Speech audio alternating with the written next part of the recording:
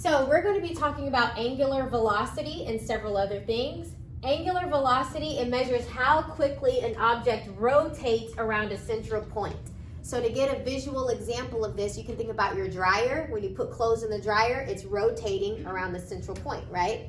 A yo-yo, when you put it around and you spin it, that's angular velocity. It measures how quickly the object rotates around that point. Linear velocity, that's the distance an object travels per unit of time. I'm going to pause there. So an example could be, I'm walking a mile, that's distance, in 15 minutes. That's the unit of time. That's linear speed. However, if I add direction to it, that would be linear velocity, okay? So when an object travels along an arc, it has both linear and angular velocity, okay? So think about your clothes in the washer machine or in the dryer. It's spinning, so that's an angle, but it's also moving, so it's also distance every time it goes around, right? So that's combining those two concepts. You could think of a bicycle. The wheel, it's spinning, it has angle, right? However, it's also moving forward, that's distance. So that is combining these two concepts. So when we combine these two concepts like we're going to be doing today, this is our formula. Linear velocity is equal to the angular velocity, and that is not a W, that is the omega symbol, times the radius. And your radius is measured in distance divided by radians, okay? All right, so let's apply this formula to a word problem. So here's our first example. We have a bicycle's wheel has a 36-inch diameter. Now let's pause there because our formula, it wants the radius, not the diameter. So 36-inch diameter, what would that be in radius? Or what would the radius be? Yep, 18 inches, because the radius is always half of the diameter, okay? And if the wheel makes 2.5 revolutions per second, that is your angle, okay? Remember, the three ways that we measure an angle is revolutions, degrees, or radians. They chose revolutions in this one, okay? So our angle is okay, I'll put that. Our angle is 2.5 revolutions per second. And let me go back a slide. That is our angular velocity right there. Our angular velocity gives you the angle with time, over time. So that's actually what I gave you, the angle over time. So let me change this to your omega symbol. Okay, so I have the angular velocity. They want the speed of the bike in miles per hour. So guys, here's the formula. I guess in this case, speed, I'm just gonna still use V, equals the angular velocity, which is 2.5 revolutions over seconds, times your radius, which is 18 inches. Okay. So guys, that's basically your answer. However, they specified in the problem that they want miles per hour, not inches per second, okay? So we're gonna have to do some converting, all right? So over there on the board to the left of the classroom, I put some notes for you, but I'll put them right here. Okay, so it's good to just write this down. I'm going to use this information to get my answer in miles per hour because right now it's in inches per second. So I'm going to write it down here so I have more space. I have 2.5 revs over seconds times 18 inches. That's your radius. Now, I do not want seconds. I want hours, right? Miles per hour. So if I want to get rid of seconds, you need to put seconds in the numerator, so that this seconds will cancel out with this seconds in the denominator, okay? Now I want hours. So look at my conversion chart right here. I know that there are 3,600 seconds in an hour. This is a ratio of 1. 3,600 seconds is the exact same thing as 1 hour. Okay, so this is a ratio of 1. Times, I don't want inches, So if I don't want inches, it needs to be in the denominator so that the inches will cancel out, okay? Now I know that 63,360 inches is the same thing as a mile. And look, I'm left with miles over hours. Miles per hour. That's what I wanted. Okay, I'm almost done. I do not want the unit revolutions right here. So I'm gonna get rid of revs. There, in one revolution is 2 pi radians. And you don't have to write the word radians, it's just assumed.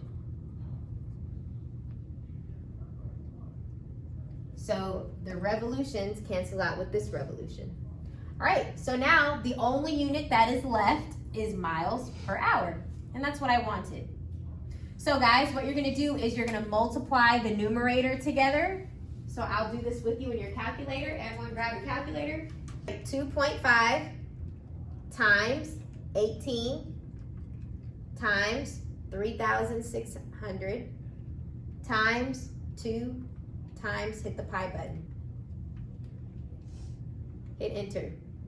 Now everyone hit the division button, and this is in the denominator, so we're going to divide that number by 63,360. 16 something? Yeah. Perfect. Okay, you should have gotten 16.065 miles per hour. If the clothes are spinning at 200 miles per hour, guys, that's your speed. So that's 200 miles per hour. That's your linear speed. Along the edge of the drum, and has a radius of 25 feet.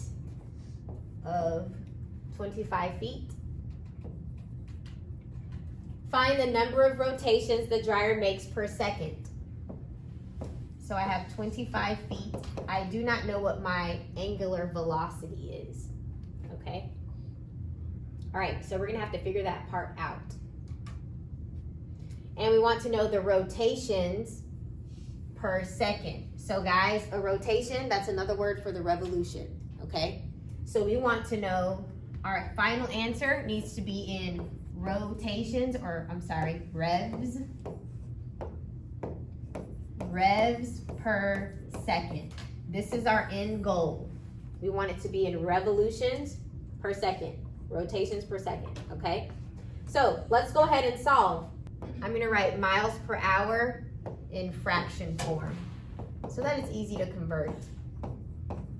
All right, so guys, to get omega by itself, we're gonna have to divide both sides by 25 feet. So go ahead and do that on your paper. Divide this side by 25 feet. Cancel it out. Divide this side by 25 feet.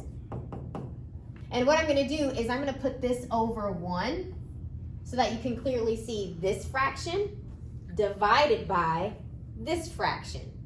And what you do when you're dividing fractions is you keep this. So this is 200 miles per hour times, you flip this one. This will be 1 over 25 feet. And that will give you the omega. The issue is we want it in revolutions over seconds. So we need to get rid of this hour right here. If I want to get rid of hours and put it into seconds, I know that 1 hour, I need to put hours in the numerator so that the denominator and the numerator, they cancel out. And I know that 1 hour is equal to 3,600 seconds.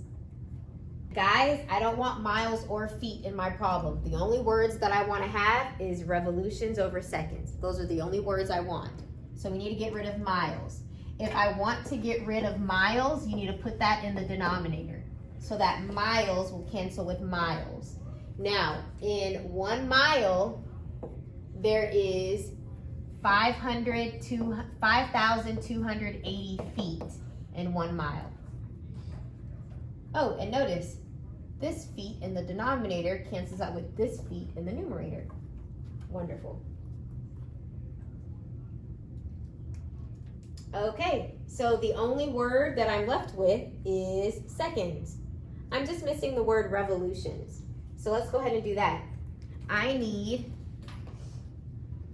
revolutions on top. So 1 revolution is equal to 2 pi. And guys, these are all ratios of 1. 1 revolution is the same as 2 pi. 5,280 feet is the same as 1 mile. So these are all ratios of 1. Okay, so with your calculator, go ahead and multiply. You're going to do 200, you're multiplying across, times 5,280. Then you're going to divide whatever is in the denominator. So hit the division button, 25. Hit enter. Hit the division button, 3,600. Hit enter. And the next number is 2, so divide by 2. Hit enter. And then divide by pi.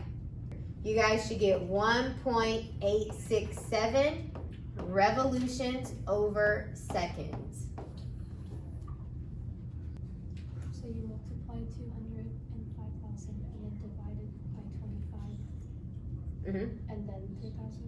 Yep, this one and then this one. You have to divide by everything in the denominator. Yep. All right, a clock has its second hand traveling at 3.1 inches per second. Find the length of the second hand. We have a clock. The second hand is the longest hand. So this second hand is traveling 3.1 inches per second. How long does it take for it to go around the full circle? It's a clock. 60 seconds. So it takes this second hand 60 seconds to go around the entire clock. Okay? So you guys can figure out the angular velocity. Remember, angular velocity is theta over time. So for this second hand to go around the clock, it'll take 60 seconds. And what is the angle for a full circle? 360 degrees. I don't want it in degrees though. We're just gonna put 2 pi. Remember, a full circle, you can write 2 pi, you can do 360 degrees, or you can write 1 rev for a full circle. Okay, this problem, it doesn't say it, we don't want revs, we just want a plain number. So I'm just gonna use 2 pi over 60 seconds. So guys, does that make sense? It takes the second hand 60 seconds to make a full circle, which is 2 pi. So that's your angular velocity. That's your angular velocity. So we're gonna find the length of the second hand. The length of the second hand is just your radius. So guys, you know angular velocity is the angular speed times the radius. So let's just plug everything in. We're gonna use this formula. We know that our angular speed is 2 pi over 60 seconds. And we're trying to find the radius. And our speed, it says it's 3.1 inches per second.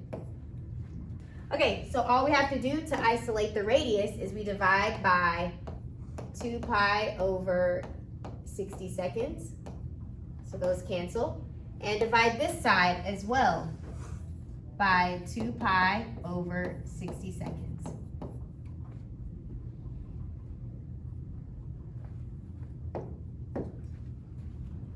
So you'll have this fraction, 3.1 inches per second, times, you flip the second one, so you'll have 60 seconds in the numerator and 2 pi in the denominator. And notice the seconds cancel. So let's type this into our calculator. Do 3.1 times 60. You should get 186. Divide it by 2. Then divide it by pi. you should get about 29.6 inches. That is the length of the seconds hand, also known as the radius of the clock. All right, any questions on that? Number 6, a fan blade of length 0.6 meters has its tip moving at a velocity of 18 meters per second. We're gonna find the angular speed of the blade in radians per second. So let's do that part first. Remember, angular speed is your angle over time, and they want it in radians over seconds. So we're gonna find this first one. Then it wants it in revolutions per minute. Okay, so this is the formula. Linear speed is equal to the angular velocity times the radius. Now it says the velocity, or the speed, is 18 meters per second. We want to find the angular speed, and the radius is 0.6 meters. So what we have to do to solve for your angular speed is divide both sides by 0.6 meters. Divide by 0.6 meters. And I like to put this over 1 to make it into a fraction. So now you'll see I have 18 meters over seconds times, you're gonna flip this fraction, do the reciprocal, and that's equal to the angular speed. And notice that meters cancels out with meters. So you are left with 18 in the numerator and 0.6 with the unit seconds in the denominator.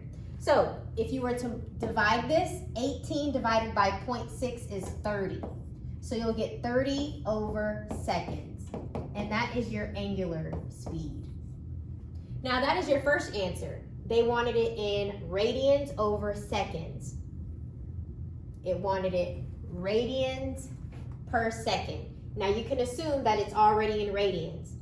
You could convert it to degrees and revolutions, but it's already in radians. Okay, now we'll do the same exact answer, but we're gonna put it in revolutions per minute.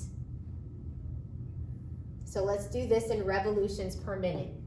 So if I want revs per minute, I'm gonna have to get rid of this seconds. So to get rid of seconds, you're gonna put seconds in the numerator and you want minutes in the denominator. There's 60 seconds in 1 minute.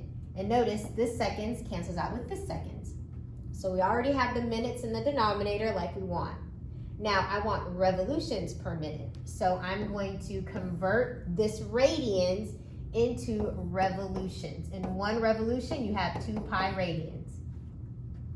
It's already in radians. We're converting it to revolutions.